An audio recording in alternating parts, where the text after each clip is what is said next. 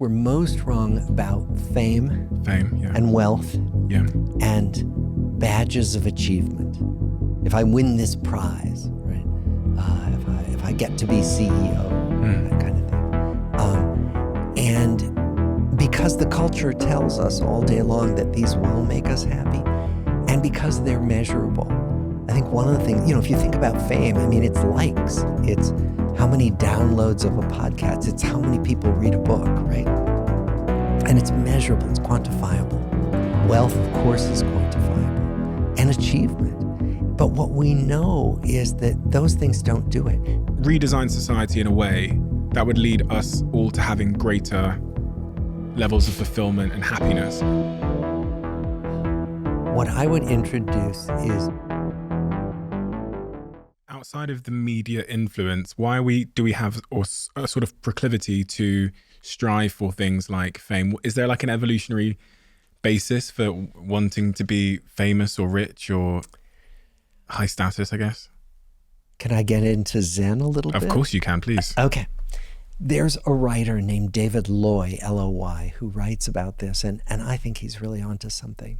That in Zen philosophy, that if you really look for the self, if you sit down on a meditation cushion and I look for Bob, like who's Bob? I can't find him. I can't find a me anywhere. I can find a swirl of thoughts and ever-changing sensations coming from my body, but I can't really find a fixed thing that I call Bob. And that what David Loy argues is that all of us at some level know this, that there isn't really a fixed self that's going to go on through time and that's going to last after I die. And that it's at some level scary to know that, right?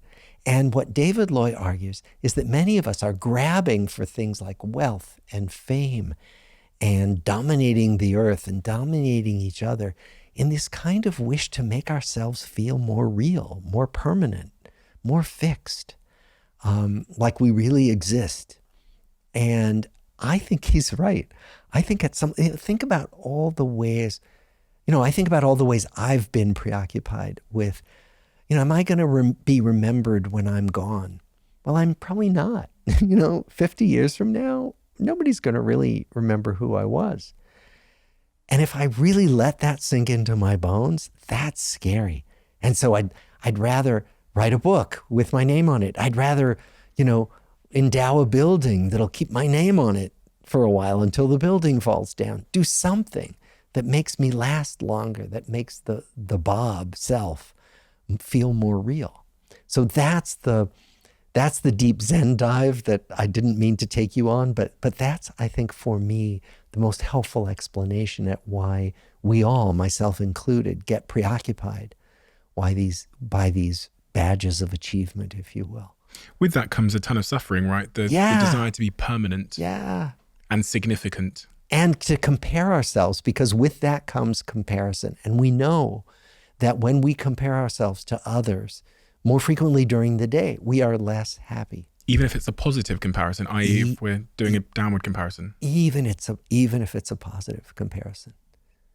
Because there's always the threat of falling short. You're deciding to play a game, which is, it's like a psychological decision to play a game which sometimes you'll win, but sometimes you'll lose. Exactly. So it's better not to play the game of comparison altogether. Well, what I find is when I put the comparisons aside, which I can sometimes, I'm so much more at peace.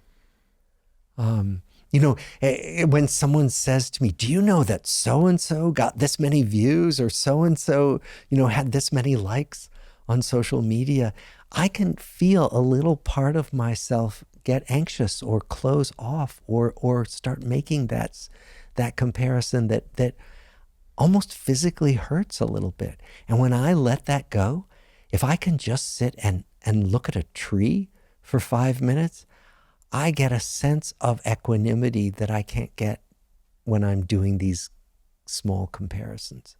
The brain engages in these comparisons quite naturally.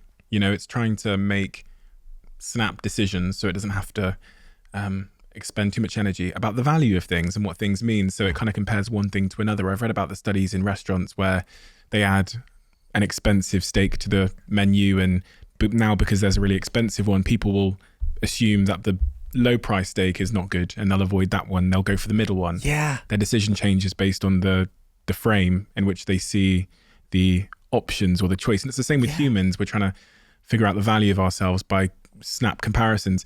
When you hear about these things that the brain is doing, these like comparisons, you go, why does the brain hate me? You know Exactly, what I mean? exactly. The other thing is when I look at the animal world, I think, think about all the ways that we get preoccupied with, do I look right? Or, am I dressed right? Or have I achieved enough, right? And then I look at birds and I think, I bet they're not showing up worrying about those things. And what a relief, what a wonderful thing not to be worried about those things.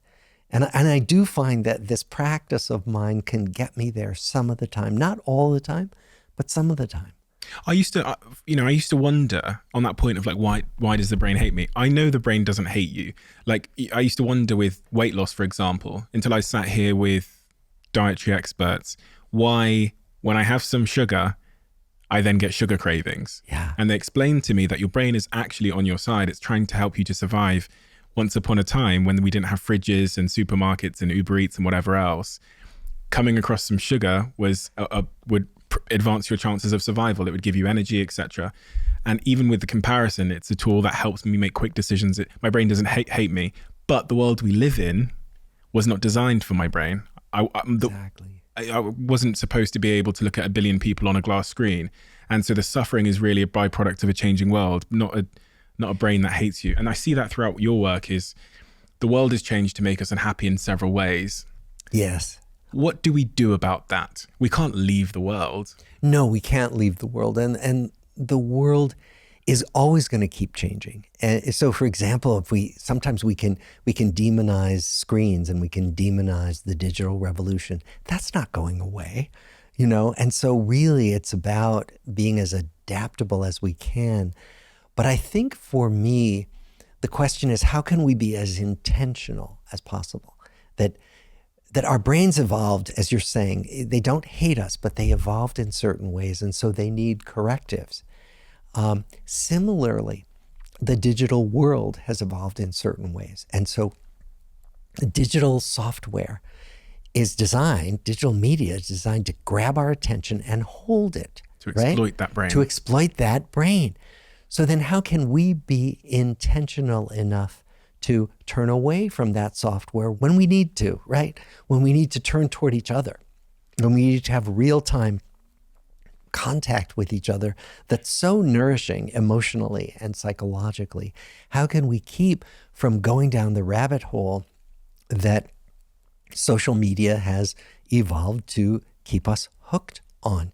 Not because social media is evil, just because that's how they've developed in order for people to make a living.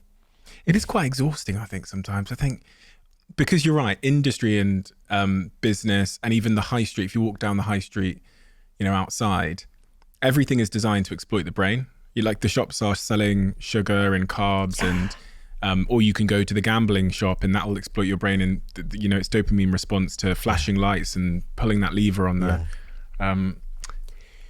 it's difficult. It is difficult. And that's where suffering comes in. One of the things I see as a psychiatrist, but we all see this, is that people often want to change their state. They just want to change how they feel.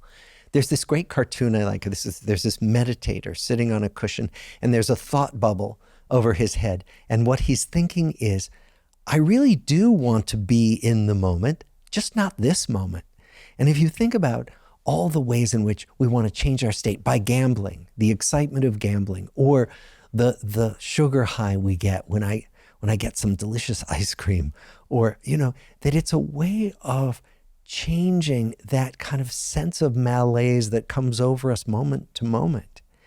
And I think one of the things we can do instead is simply be present for that malaise and then watch it pass, which it does eventually, right? So basically, by and large, we're trying to get rid of some of the less pleasant experiences of our momentary life, but they'll pass all by themselves if you just pay attention.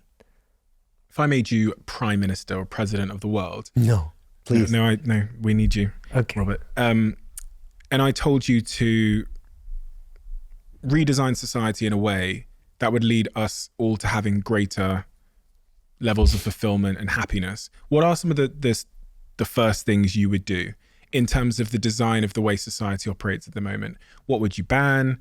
What would you introduce and enforce? What I would introduce is massive support for children and the people who take care of children, because it's the best long-term investment. That actually, they've done some studies of this. There's James Heckman is an economist at the University of Chicago who published a paper in Science where he analyzed hundreds of studies of when we invest in an age group, where do we get the biggest bang for the buck, right? If we invest in 0 to 4 years old, or 5 to 8, or all the way up, what happens when people get into adulthood? Who's the most self-sufficient? Who's the healthiest? And what he found was that for every dollar we invest in age 0 to 4, that we get a huge payoff compared to every other age group. That doesn't mean we shouldn't support people in other age groups, but it means if we could invest in children, in young children and childcare, so much less poverty, substance abuse, misery down 20 years, 30 years down the line. It's a long-term investment. Interesting. And what about on an individual level? So if you were to give me advice then on an individual level, and maybe we'll put this in the frame of one of your children turning to you and saying again, Dad, I'm off to live my life. What is the way you would recommend I design my life at a very fundamental level for it to be a fulfilling life? What do I need to know, Robert, Dad? Invest in people. Really, invest in all kinds of relationships, including casual, peripheral ones. Which is what you've had to do following your involvement in the study, right? Yeah. That intentionality of like pouring into relationships, even though it doesn't feel natural. Yeah.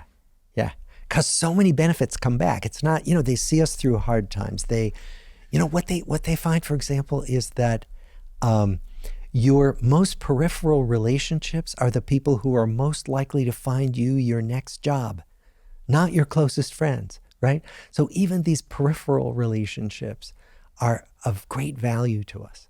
And that happens to be because they're not in your social network. They know many people who you've never heard of and can connect you with people you would have no other connection with.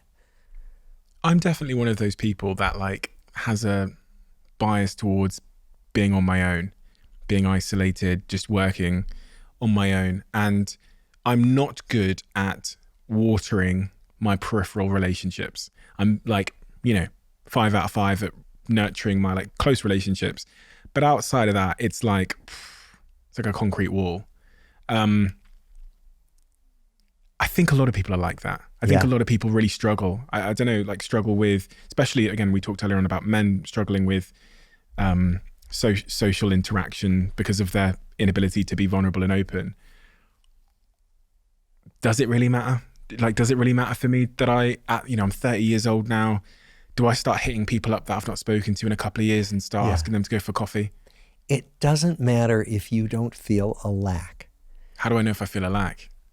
You just check in with yourself. Okay. I mean, seriously, the reason I say that, it gets to this kind of introverts versus extroverts spectrum that, some people have said, well, if you're shy, does that mean you're screwed? That you're not supposed to be shy? And no, it doesn't. What it means is that all of us are on some kind of spectrum temperamentally, from shyness to extroversion, and that some people don't need many people in their life at all.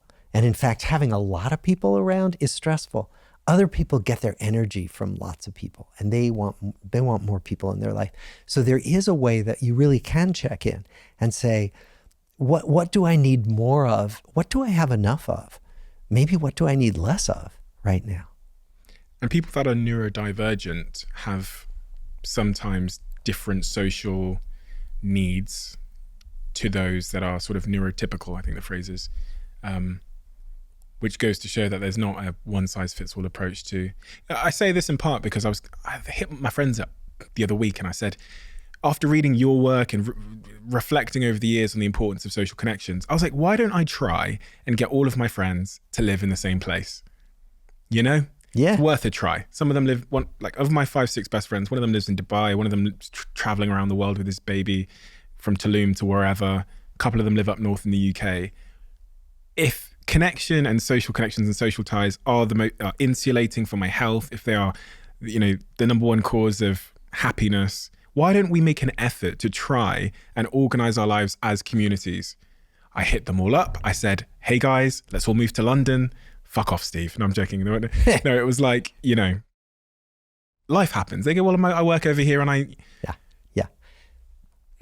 Well, that's what, we're seeing this, that actually these social fabrics are breaking down in more traditional societies where people did stay in the place they were born. So India, people are really worried about this in India now, certainly in China, where people are leaving their villages. So in a typical family, there would be the grandparents, maybe even great-grandparents, and the parents and the children, right? And the grandparents' job was to take care of the grandkids while the parents went off and worked. Now what's happening is that people are leaving their villages to seek economic opportunity elsewhere, like in Dubai or in the big cities in China. And everybody's losing their social fabric and their social role. And so I think there's a great deal of worry about this. You're noticing this and you're saying, wait, I want to knit this fabric back together. I want my friends to come together and let's all hang out together and support each other.